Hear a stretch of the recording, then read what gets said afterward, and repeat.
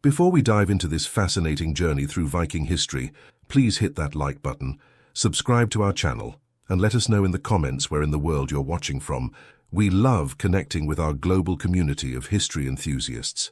In the mist-covered fjords of 9th century Scandinavia, where longships carved through icy waters and the northern lights danced across endless winters, there existed a social fabric far more complex than popular culture suggests.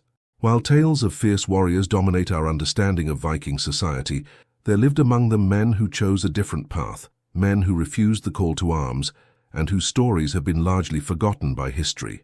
The Viking Age, spanning roughly from 793 to 1066 CE, was indeed an era marked by exploration, trade, and expansion across Europe and beyond.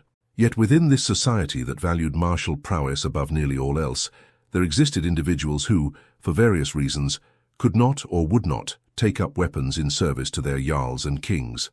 These men faced a reality that challenges everything we think we know about Viking culture. To understand their fate, we must first grasp the intricate social hierarchy that governed Norse society.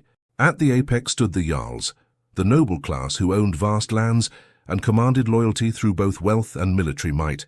Below them were the carls, free farmers and craftsmen who formed the backbone of Viking communities. At the bottom were the thralls, enslaved individuals captured during raids or born into bondage. Within this rigid structure, military service was not merely expected, it was considered a sacred duty tied directly to one's honor and social standing. The concept of honor, or drengskaper, permeated every aspect of Viking life. A man's reputation, his family's standing, and even his prospects in the afterlife were believed to be directly connected to his courage in battle and his willingness to face death for his community. Yet despite this overwhelming cultural pressure, historical records reveal that some men did refuse military service. These individuals came from various backgrounds and had different motivations for their refusal. Some were physically unable to fight due to injury or illness. Others were craftsmen, whose skills were considered too valuable to risk in battle. Master shipbuilders, skilled metalworkers, and renowned storytellers known as skalds. Archaeological evidence from settlements across Scandinavia suggests that these non-combatants played crucial roles in maintaining Viking society. Excavations at sites like Hedeby in Denmark and Birka in Sweden reveal workshops where intricate jewelry, weapons, and tools were crafted by artisans who likely never set foot on a battlefield. These men contributed to their communities through their specialized knowledge and skills, creating the very weapons and ships that made Viking expansion possible. The treatment of these individuals varied significantly, depending on their circumstances and the specific community in which they lived. Some found protection under the patronage of powerful jarls who recognized the value of their skills. A master craftsman who could forge superior weapons or build faster ships might be exempted from military duties and instead contribute through their specialized labor. However, for those without such valuable skills, the consequences could be far more severe. Norse literature, including the sagas written down centuries later, provides glimpses into the social ostracism faced by those deemed cowardly or unwilling to fight. The term NNID represented a concept worse than death in Viking society, a state of dishonor so complete that it could affect not just the individual, but their entire family line. As we delve deeper into this forgotten aspect of Viking history, we discover that the fate of these men reveals fundamental truths about Norse society that challenge our modern understanding. Their stories illuminate the tensions between individual conscience and societal expectations, between survival and honor, between the practical needs of a community and its ideological foundations. The archaeological record from this period shows evidence of men who lived entire lives within Viking communities without ever participating in raids or military campaigns. Skeletal remains from burial sites reveal individuals who showed no signs of combat injuries, yet were interred with goods suggesting they held respected positions within their societies. This evidence points to a more nuanced reality than the warrior stereotype suggests. The second layer of this complex story reveals itself in the daily lives of those who navigated Viking society outside the warrior tradition. While Chapter 1 introduced us to the existence of these men, we must now explore how they survived, thrived, or suffered within communities that placed martial valor above all other virtues. One of the most fascinating aspects of their survival was the development of alternative forms of social value.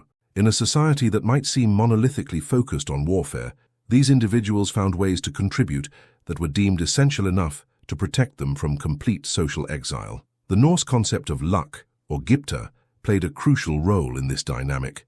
Certain individuals were believed to possess supernatural luck that could benefit their entire community, regardless of their combat abilities.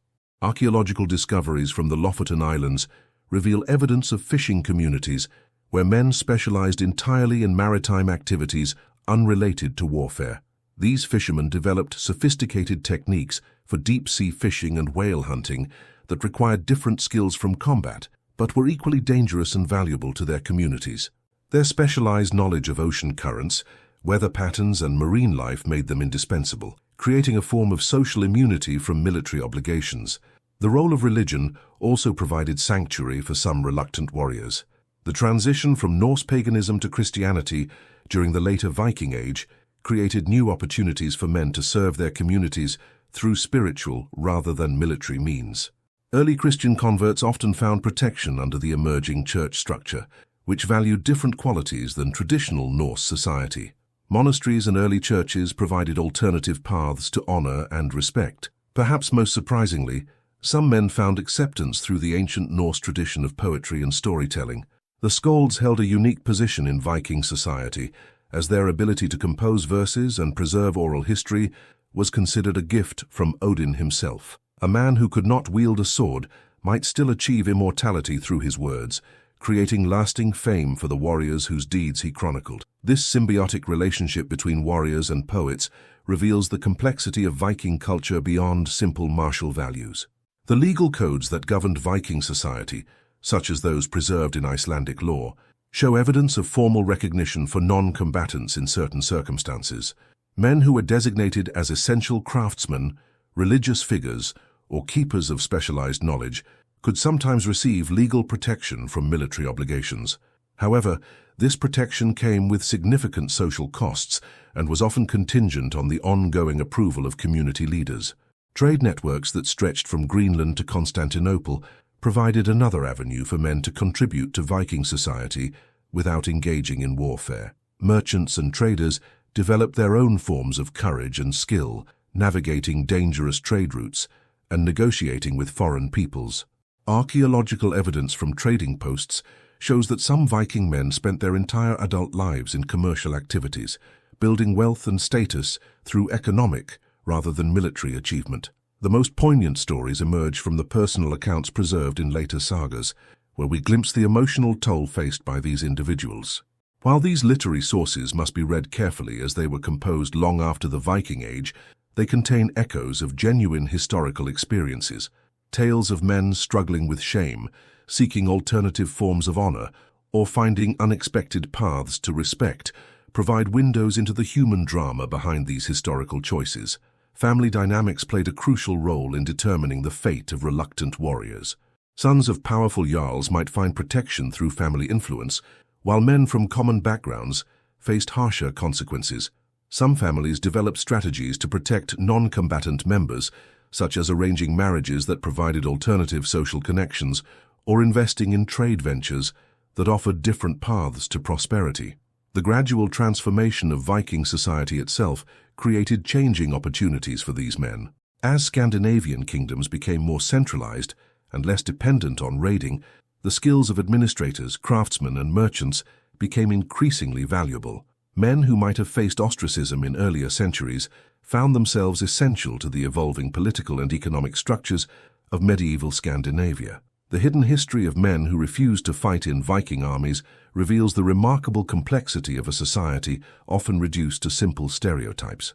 Their stories remind us that even in cultures that seem to value only one form of courage, human ingenuity finds ways to create alternative paths to meaning and respect. These forgotten individuals contributed to the rich tapestry of Viking civilization in ways that challenge our understanding of what it meant to live with honor in the medieval North. Their legacy lives on not just in archaeological remains and legal codes, but in the recognition that every society, no matter how seemingly rigid, contains space for those who dare to walk different paths. In understanding their struggles and adaptations, we gain deeper insight into both Viking culture and the timeless human capacity for resilience in the face of overwhelming social pressure.